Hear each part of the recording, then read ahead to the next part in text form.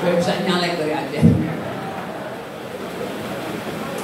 Memang itu hal yang mencemaskan kita bahwa ada sumber daya berlebihan, tetapi public policy-nya justru memiskinkan.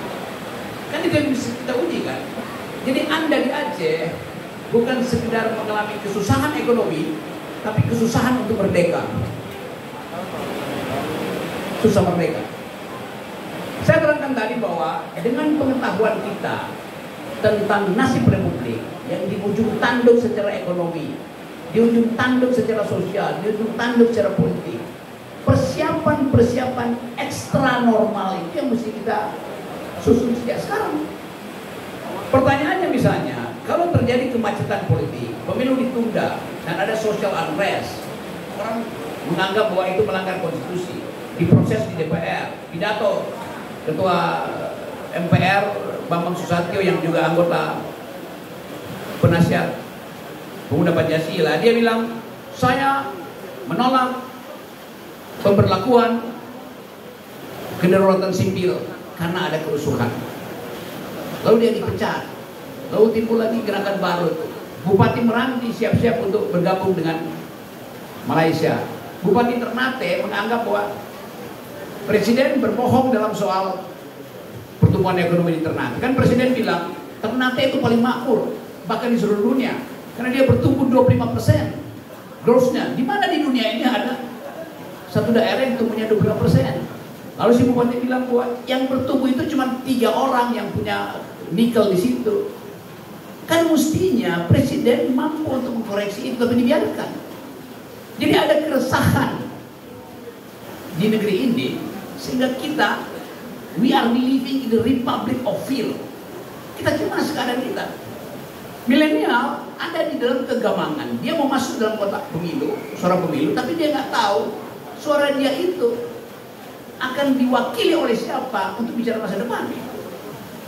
Jadi sejak sekarang bikin aja semacam ya 3 listing pemimpin yang tidak paham tentang kerusakan lingkungan, dicoret aja. Pemimpin yang terus-menerus mengedarkan Islamofobi, dicoret aja. Pemimpin yang membatasi kebebasan berbicara, dicoret aja. Jadi lakukan negatif campaign pada mereka supaya ada kesepakatan milenial, paling nggak di Aceh, akan ditonton oleh milenial se-Indonesia. Bahwa dari Aceh ada sinyal kejujuran, dari Aceh ada sinyal keadilan, dari Aceh ada cahaya kebenaran. Kita butuh itu. Jadi jangan menganggap bahwa kita nggak bisa apa-apa. Lakukan sesuatu. Ada baliho di mana-mana di sini yang mungkin nggak dipakai karena korporasinya udah hilang. Tulis aja gede-gede di situ.